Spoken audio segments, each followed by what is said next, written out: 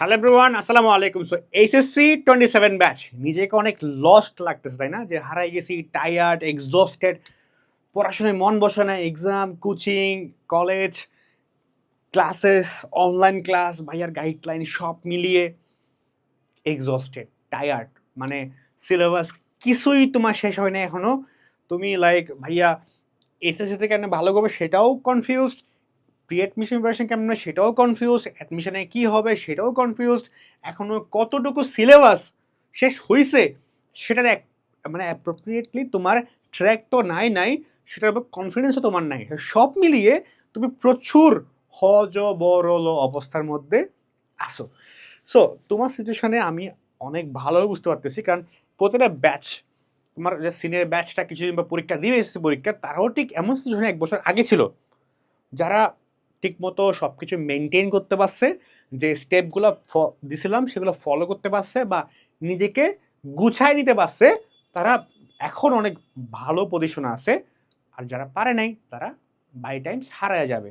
তো তোমার যদি হারায়া যাইতে না চাও, তুমি যদি হারায়া যাইতে না চাও, তোমার যদি বাকিদেরকে বিট করে ভালো রেজাল্ট নিয়ে আসতে হয়, তোমার যদি এসএসসিতে ভালো করার যে তোমার যে এক্সপেকটেশন আছে, তোমার তো একটা এক্সপেকটেশন আছে তোমার উপরে, না?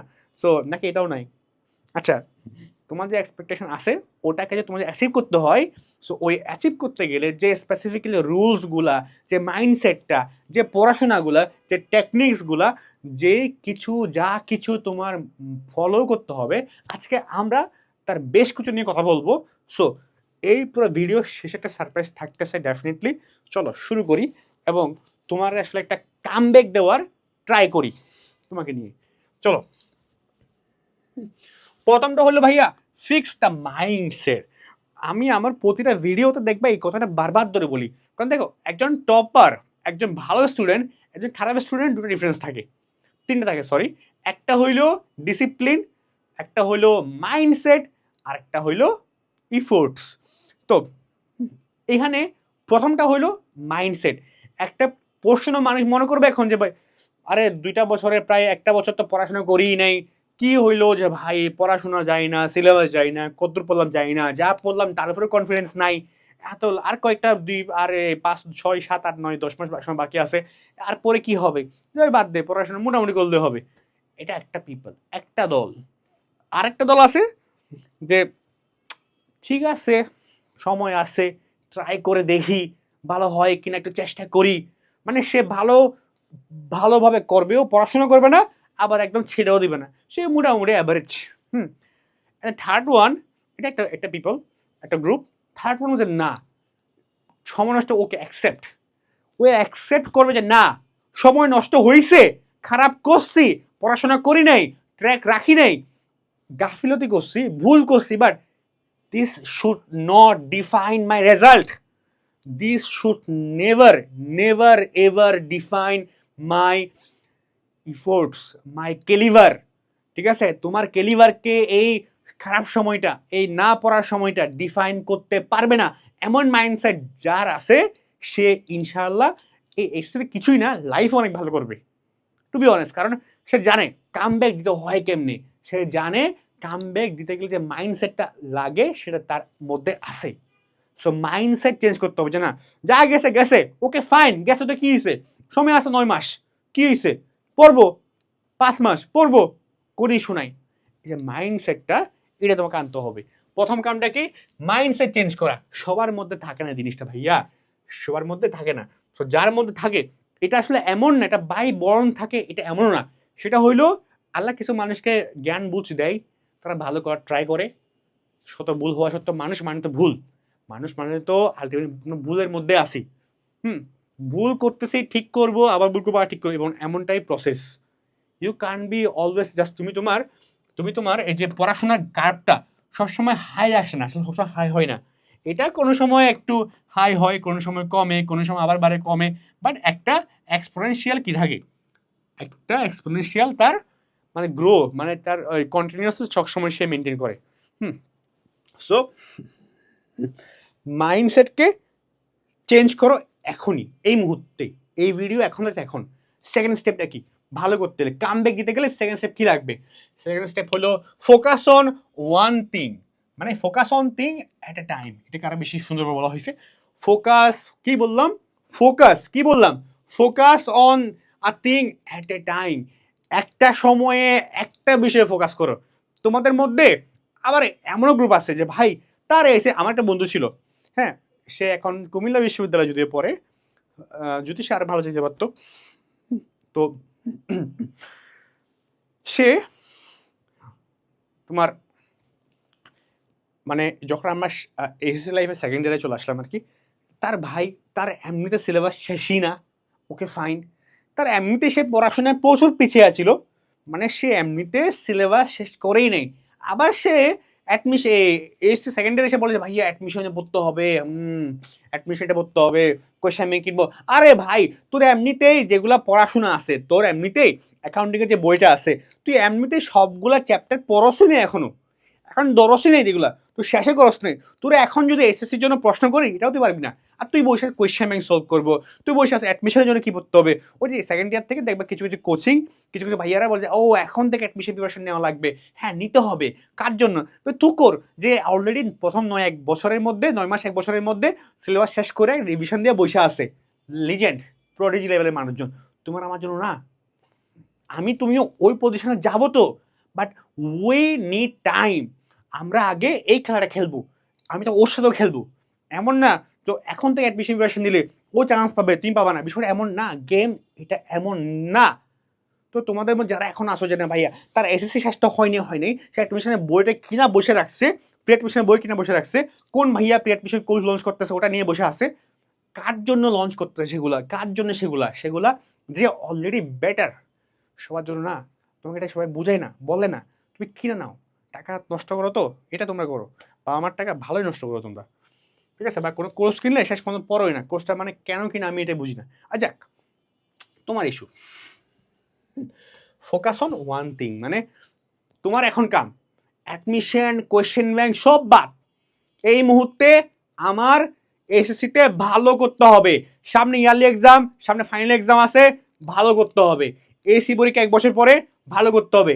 আমি আগে এইচএসসি এক্সামের প্রতিটা চ্যাপ্টারে প্রতিটা সাবজেক্টের সবগুলোতে থুখোর এক্সপার্টাইজ অর্জন করব, যাতে করে আমি আমি অ্যাটলিস্ট জানতাম যে না আমার এসিতে মোটামুটি খারাপ হলেও কত খারাপ হইতে পারে।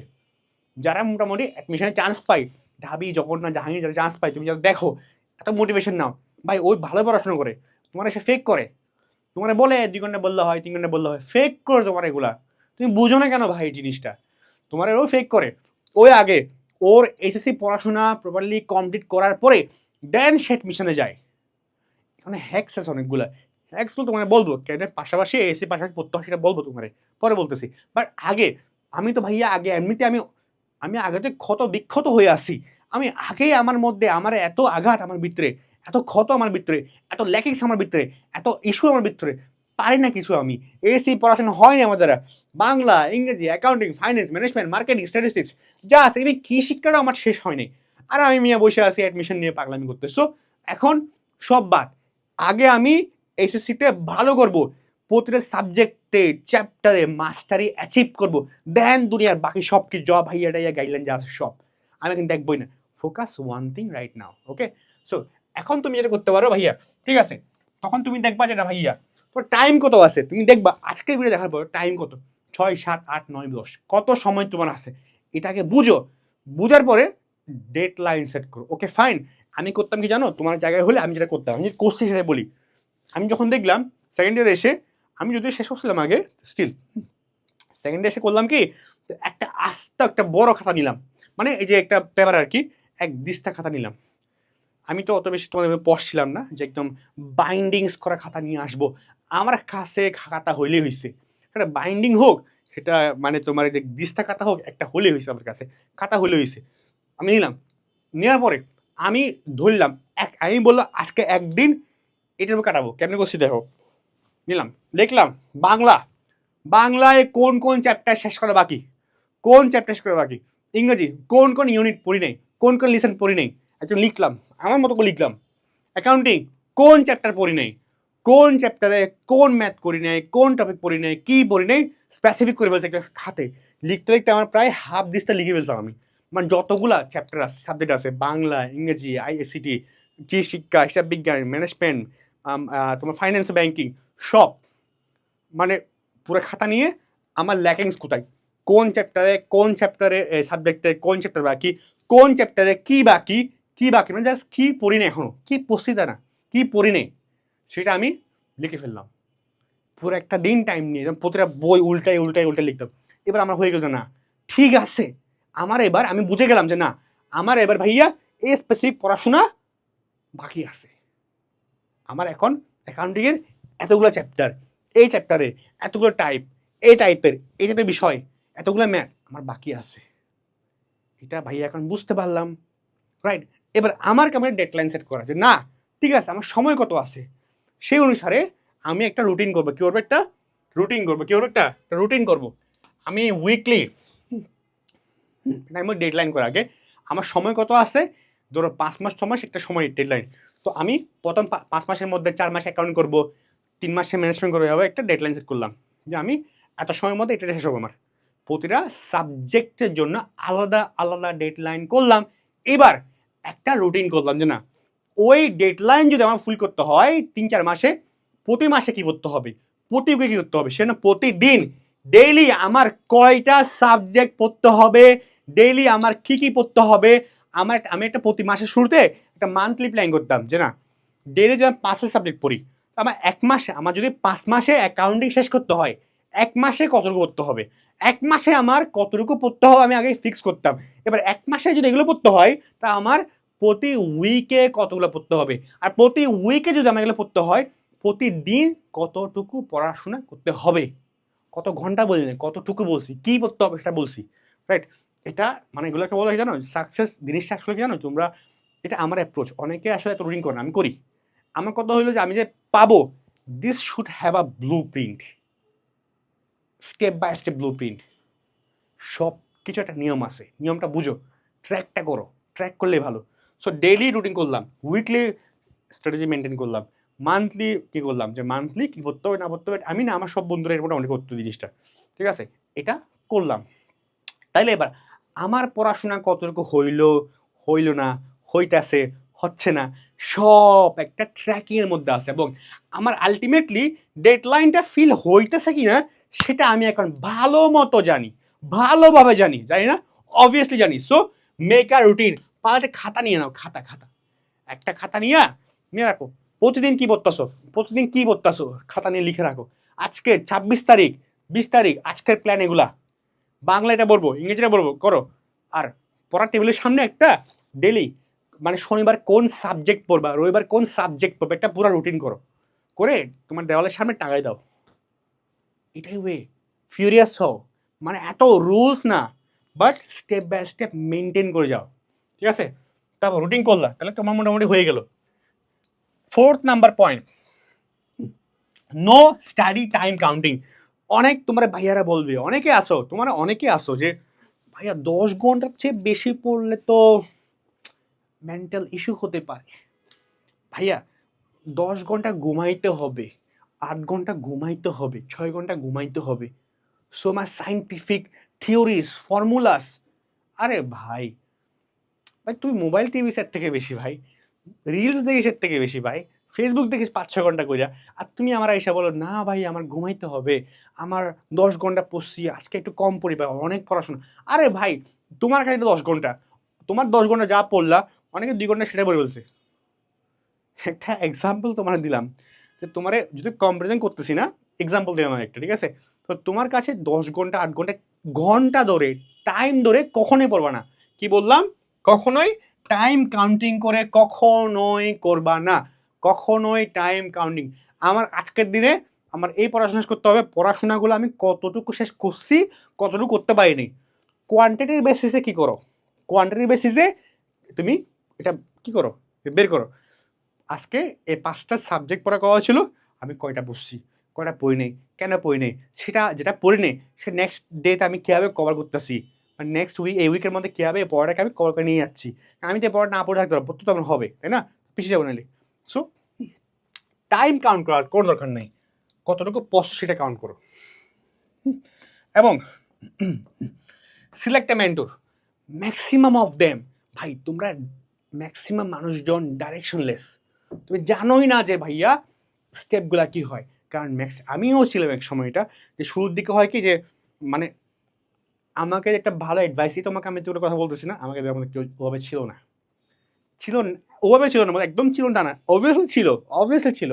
তারা তখন আমাকে অকৃতজ্ঞ মনে করবে, কিন্তু মানে একদম এরকম স্টেপ বাই স্টেপ, এটা এটা এটা এটা এইভাবে খুবই কম, রাইট? আমি তোমার যে বিষয়গুলো বলতেছি এখন, রাইট? সো সিলেক্ট এ মেন্টর। এমন না যে ভাইয়া ওরে তোমার বিরক্ত করতে হবে না, র্যান্ডমলি যখন কোনো ইস্যু তুমি আমাকে বলতে পারো, বা আমাদের যে হালকাস্টানের যে ভাইয়াগুলো ওদের বলতে পারো, বা তোমার কলেজের কোনো সিনিয়র যারা ভালো ইউনিভার্সিটি পড়তেছে, এখন চান্স পাইছে রিসেন্টলি, বলতে পারছো ভাইয়া আমি এটা তো, মেন্টর মানে কি, মেন্টর মানে হইলো যে আমি একটা প্রবলেম ফেস করতেছি, যে না ভাইয়া হয়তো আমি সিকিউর নাম্বার কম পাচ্ছি, বা হতে পারে আমি যে 5 মাসের মধ্যে সিলেবাস শেষ করে ট্রাই করতেছি, হ্যাঁ, তো মানে এই ধরনের বিষয়পাতি আর কি। So is it right, or সিকিউতে কেন নাম্বার কম পাচ্ছি, আমি সিকিউগুলো আর কেন ভালো করতে পারি, এই টাইপসের জিনিসপাতিগুলো হলো তোমার যেখানে যেখানে তুমি প্রবলেম ফেস করতেছো, সেই প্রবলেমটা স্পেসিফিক 1 বা 2জন মানুষ থাকবে, একজন অ্যাটলিস্ট থাকবে যে তোমাকে মেন্টর করবে, যে না ঠিক আছে তুমি এটা করো, এটা করলে তোমারটা ইজি হবে। হি বা she will give you a roadmap, a solution, right? She is a mentor, okay. তো তারপর হলো কম্পারিজন অ্যাভয়েড করো। আমি সবসময় মনে করি তুমি তোমার লেভেল অতটুকুই যতটুকু তুমি তোমারে কম্পারিজন করো অন্যের সাথে। তুমি যদি কালকে তোমার ফ্রেন্ডের সাথে কম্পারিজন করো, ও এত পাইছে আমার তার চেয়ে বেশি পাইতে হবে, মানে হইলো তোমার লেভেল তোমার ফ্রেন্ড পর্যন্ত, তোমার ফ্রেন্ড থেকেও অ্যাডমিশন লেভেলে যখন যাবা, তোমার ফ্রেন্ড থেকেও তুখোর মানুষজন বাংলাদেশে বসে আছে। তোমার ফ্রেন্ড যে সময় তুমি কম্পিটিশন করতেছো, যার সাথে তুমি কম্পিটিশন করে জেলে সেটা পাগল হয়ে যেতেছো, দেখা যাবে সে চান্সই পাইনি, তখন তোমার অবস্থা কোথায় থাকবে? তো কম্পিটিশন করবে না, অলওয়েজ নিজের ফোকাস করবা, মাথায় রাখবা শয়তান ছাড়া দুনিয়াতে কে কখনো কম্পিটিশন করে না, এটা আমার বিলিভ। হ্যাঁ, সো আমি কখনো লাইফের কোনো জায়গায় ইনশাআল্লাহ কখনোই কোনো জায়গায় কম্পিটিশন করি না। ঠিক আছে, এটা আমার অ্যাচিভ করতে হবে, আমি এখানে আসি, তাহলে আমি আমার সাথে কম্পিটিশন করবো, আমি আমার প্রিভিয়াস ডের সাথে আজকের দিনে কম্পিটিশন করব, আমি আমার এক্সপেকটেশনের সাথে আজকের দিনে কম্পিটিশন করব, আমি অন্যের সাথে কম্পিটিশন করব না, মানুষের সাথে কম্পিটিশন করব না। এবং আল্লাহকে চাও যে আল্লাহ আমাকে আরো সাহায্য করো, আরও ইফোর্ট দেওয়ার সামর্থ্য দান করো, ঠিক আছে, কর্ডিয়ালি চাও সবগুলো, আল্লাহ ইনশাল্লাহ তোমাকে আরও মেধা জ্ঞান এবং বুদ্ধিতে আরও ভালো, সামর্থ্যতে আরও ভালো দিবে ইনশাল্লাহ।